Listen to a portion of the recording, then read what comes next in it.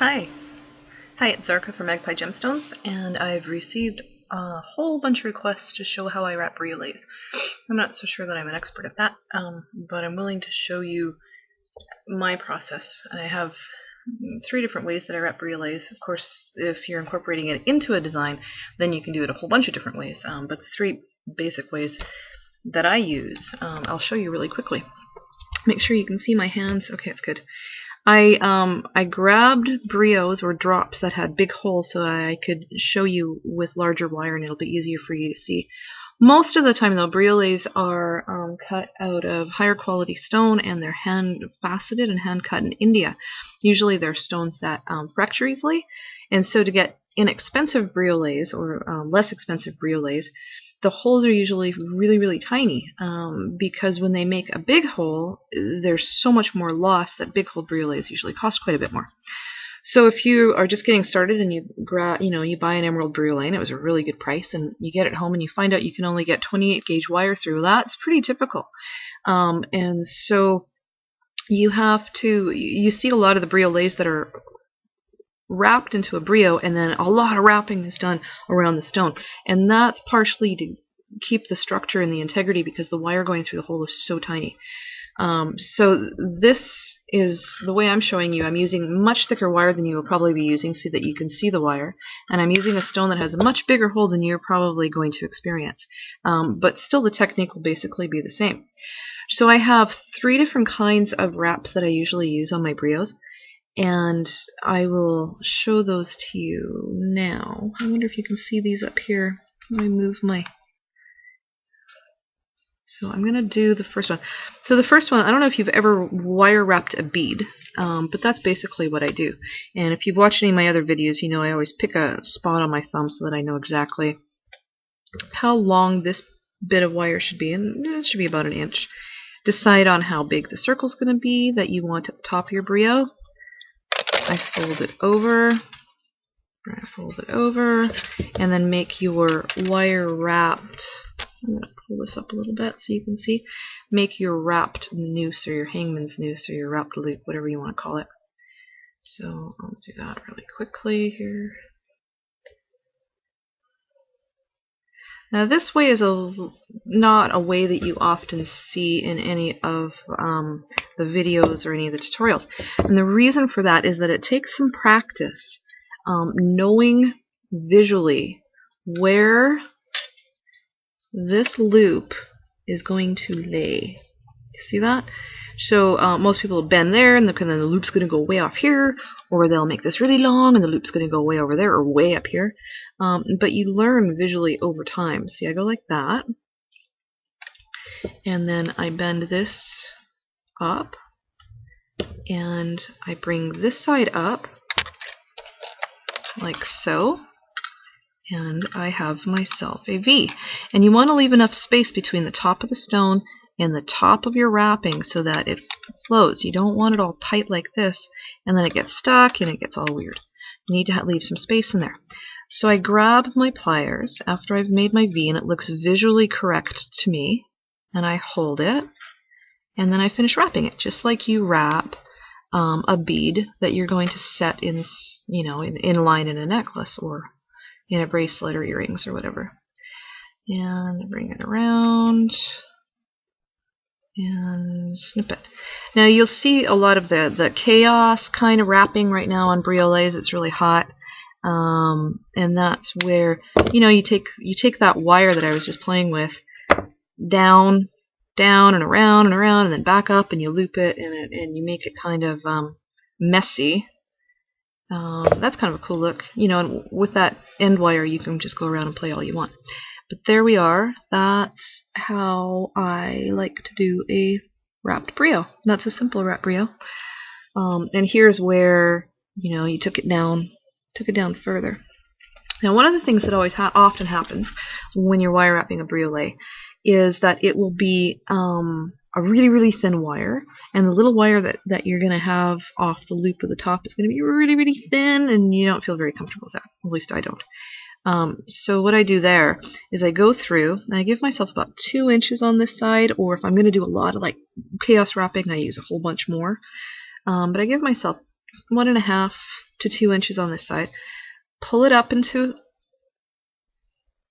a V, giving yourself some space, like that. And then I bend it at 90-degree angles where it crisscrossed. See that? Okay. I take my pliers, I go above where it's bent, I bend it back, stick my pliers in, wrap it around like I'm wire wrapping a bead, like that, and then I take both the wires, see that? Both of them, and I twist it around that wire just like I'm wrapping a bead. Now, you want to make sure that you don't go too far down and impede the easy movement of that briolette. So you only want to wire wrap. You want to have control over how far down you wire wrap. So the little bit that's the little short end, I snip it off at some point, press it in, and then I continue on with the one strand, and that's when I can do my embellishments, or I can just go down a couple more times, go back up, you know, do whatever it is that you want to do, and then snip that off. And I like to press in the edges with my crimping pliers. And so now it's, you know, the top is facing that way. I'm going to move it so it faces this way. Depends on the design that you're doing, whatever, right? And so there you have it. Straighten this out a bit. There we go. Wire wrap. And the top, it's going to look a lot different when you're using thinner wire. And so it's got a double, it's got two.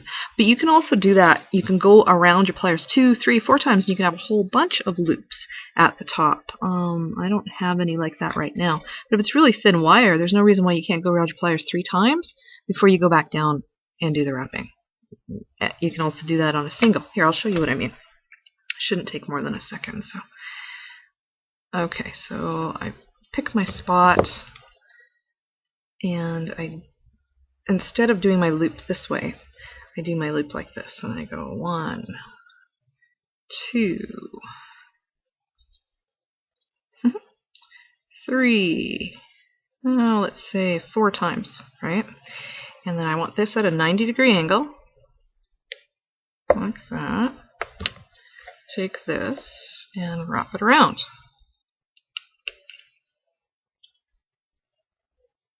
Alright, and then finish making my brio.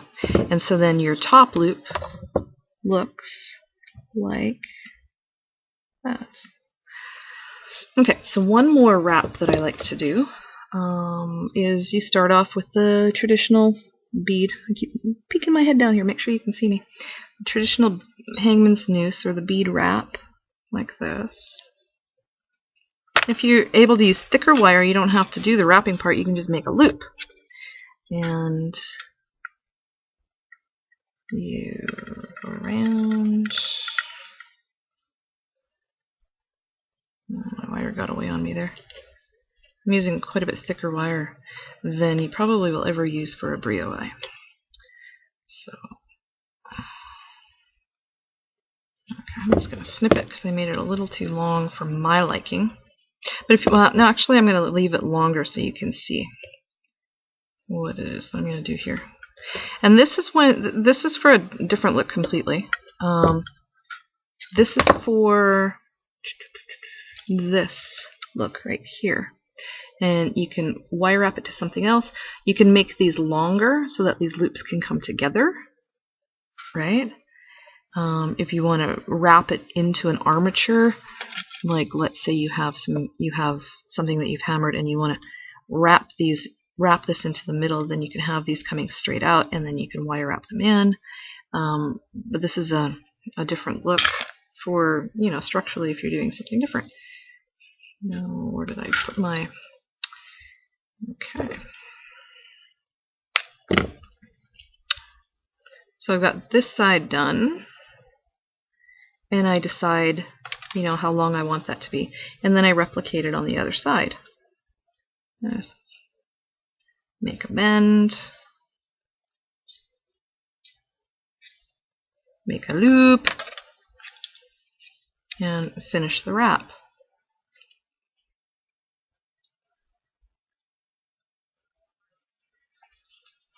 like so. And so it's wrapped. And then, and you can make these longer, you can make them shorter, whatever it is that you want to do. And that's that. And if you have any questions, let me know. Thanks for asking, and I'll try to do it again. Thanks.